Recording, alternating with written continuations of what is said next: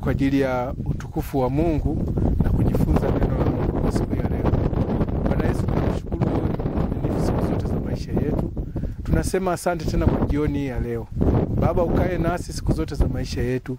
Fungua vinywa vyetu na kutufundisha tujue jinsi ya kukutumikia wewe. Katika jina la Yesu Kristo wa Nazareti tulio hai. Amen. Kwa jina naitwa Shaul, naitwa Yese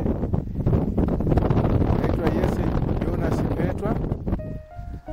Ni mkazi wa Tungamalenga, Idodi, Iringa vijijini. Napenda kualika kujifunza pamoja somo hili la leo linalohusiana na kumjua Mungu na uchumi wa maisha ya kimwili. Bwana Yesu asifiwe sana. Somo la leo linasema msalaba ni kwa kila aminie. Hausemi msalaba ni kwa kila Mkristo. Ukitaka msaada kwa Mungu, ukienda msalabani kwa imani, unapokea. Eneo la kwanza la kulifuatilia ni kurudishiwa mafanikio yako. Usirudi peke yako. Unajua kwa nini Mungu anataka moyo wako? Anataka unapombeba, anataka atembee na wewe mahali popote uendako, unapoenda. Ukiwa naye, mahali popote ukiwa naye. Ofisini kwako unaye. Ukienda kufunga mzigo sehemu yoyote Dubai, unaye. Shambani unaye. Soma Yoeli 1:4.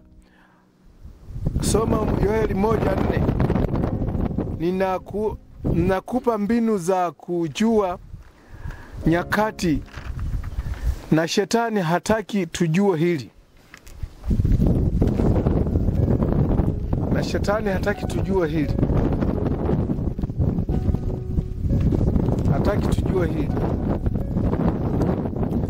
Yoeli 1:4 inasema, yaliyosazwa na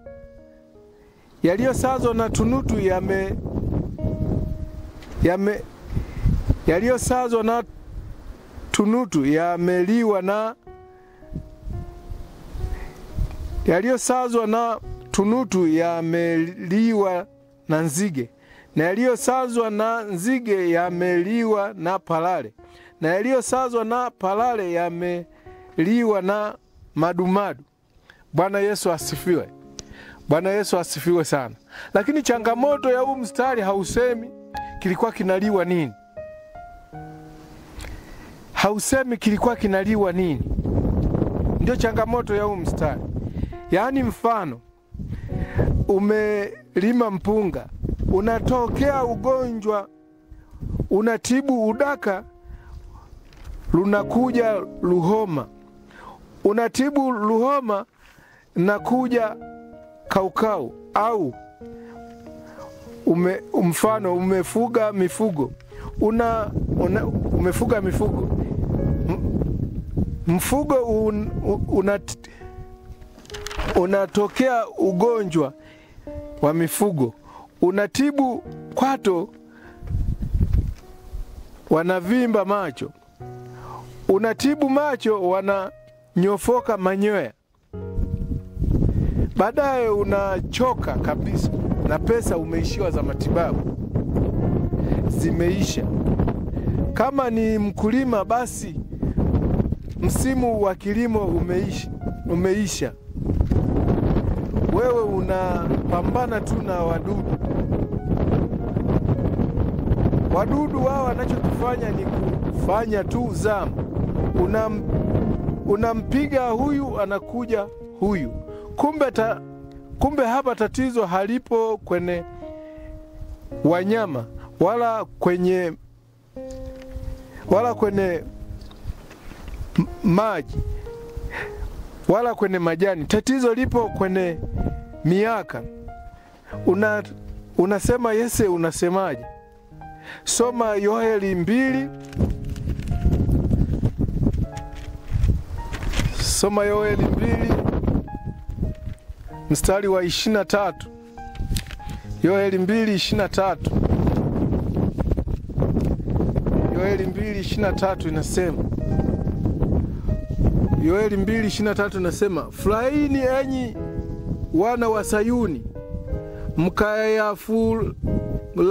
mkamfurahie Bwana Mungu wenu, kwa kuwa yeye huwapa ninyi mvua ya masika kwa kipimo cha haki, naye huwanyeshea mvua ya masika na mvua ya mvuli kama kwanza. Sema kama kwanza. Sema kama kwanza. Bwana Yesu asifiwe. Haleluya, haleluya. Sema kama kwanza. Mstari wa 24 anasema, na sakafu za kupepetea zikajaa ngano na mashinikizo ya mafuta kwa divai na mafuta. Naomba niurudie huu mstari wa 24, ndugu watazamaji. Anasema, na sakafu za kupepetea zikajaa ngano na mashinikizo ya mafuta ya nafaka kwa divai na mafuta. Bwana Yesu asifiwe. Mstari wa 25 anasema, nami nitawarudishia hiyo miaka. Sasa mstari wa 25 ndio unajibu Yoeli ya kwanza. Kumbe kilichokuwa kinaliwa pale, ndugu wapendwa watazamaji na ndugu watu wa Mungu, kilichokuwa kinaliwa pale sio mazao. Shida haikuwa kwenye mifugo. Shida haikuwa kwenye maji wanayokunywa ng'ombe. Shida haikuwa kwenye majani wanayokula ng'ombe. Shida ilikuwa kwenye miaka. Ndio maana mstari wa 25 anasema, nami nitawarudishia hiyo miaka iliyoliwa na nzige na palale na madumadu na tunutu, jeshi langu kubwa nililotuma kati yenu. Bwana Yesu asifiwe. Bwana Yesu asifiwe sana. Kwa hiyo hapa unajifunza kitu kwamba Mungu ana jeshi lake kubwa hapa duniani la kuturekebisha sisi. Sio kila jambo baya linalokukuta ni mpango wa shetani.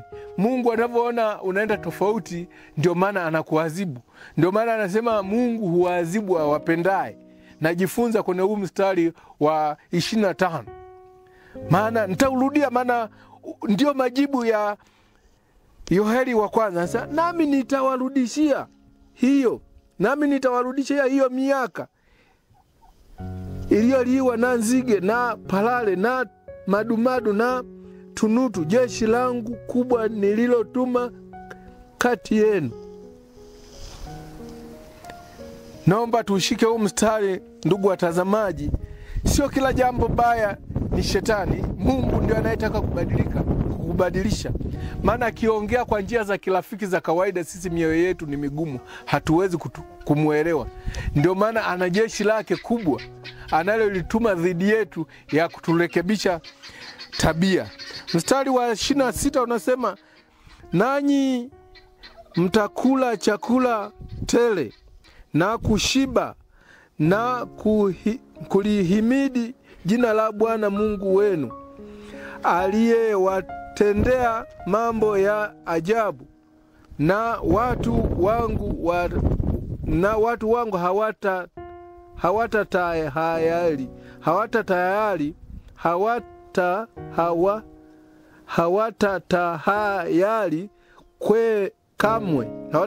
kamwe. Mstari wa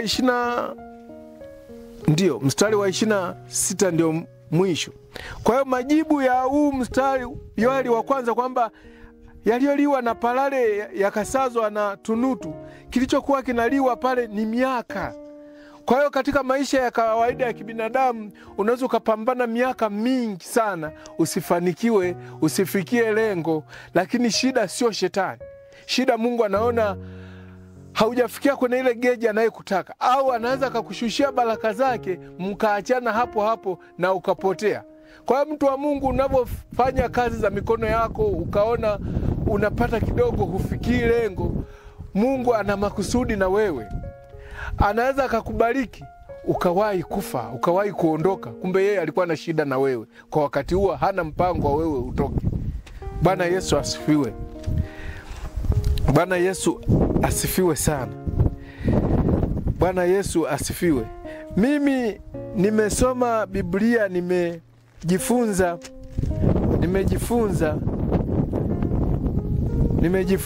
vitu vingi sana. Imani muda mwingine haijaji kujua, ila inahitaji kumsikia huyu anayekusemesha. Maana yake Yesu anaweza akasema twende, unaweza usimuelewe. Kama unaweza usimuelewe. Kama unamuamini Yesu, unanyanyuka, unamfuata. Ndio maana kwa imani Ibrahimu alipoitwa alisimama akaenda. Lakini imani yake haikuwa anakoenda. Bwana Yesu asifiwe sana. Imani yake haikuwa anakoenda. Imani yake ilikuwa kwa yule amuitai. Bwana Yesu asifiwe. Imani yake ilikuwa kwa yule amuitai. Maana alikokuwa anaenda hakujui, lakini ila amuitaye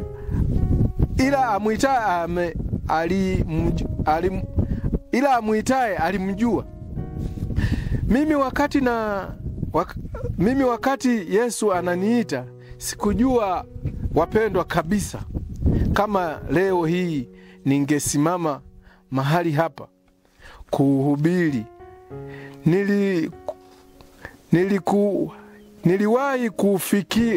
Niliwahi kufika japo sio ya kwanza hapa.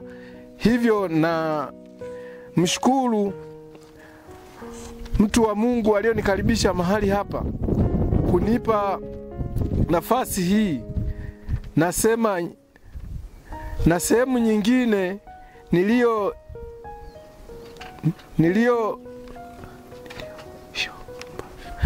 kuna mahali sehemu nyingine nilishawahi omba sana,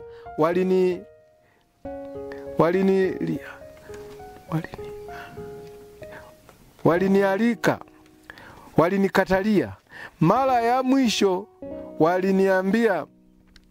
waliniuliza, unataka kuambia nini? Yaani mtu namuomba, naomba nije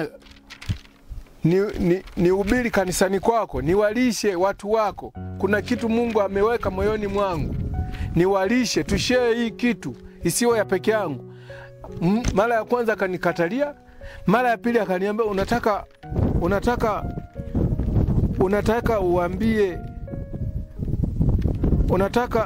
unataka uambie nini watu wangu? Nikajiuliza, kumbe huku duniani kuna watu wana watu wao.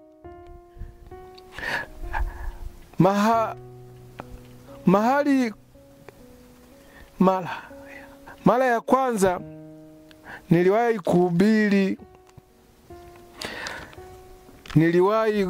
kuhubiri Dabaga, Ndengisiwili. Mara ya pili Idodi, kanisa la Idodi, usharika wa Idodi. 3 leo. Bwana Yesu asifiwe. Lakini Mungu alinijua kwa siku ya leo nitasimama hapa katika uwanja huu.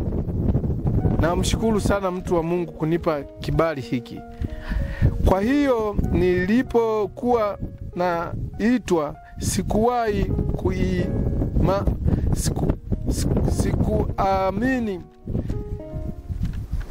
sikuamini kwako kwenda na imani,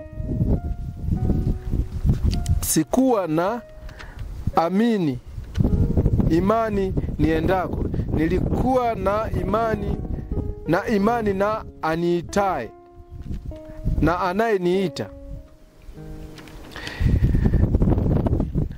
Inabidi usome Biblia uelewe kuwa mtu wa Mungu uelewe kuwa Bwana Yesu asifiwe. Kuwa uchumi haupo kwenye vitu. Uchumi upo kwenye nyakati. Unasema Yese, unasemaje? Okay, naweza usinielewe. Turudi kwa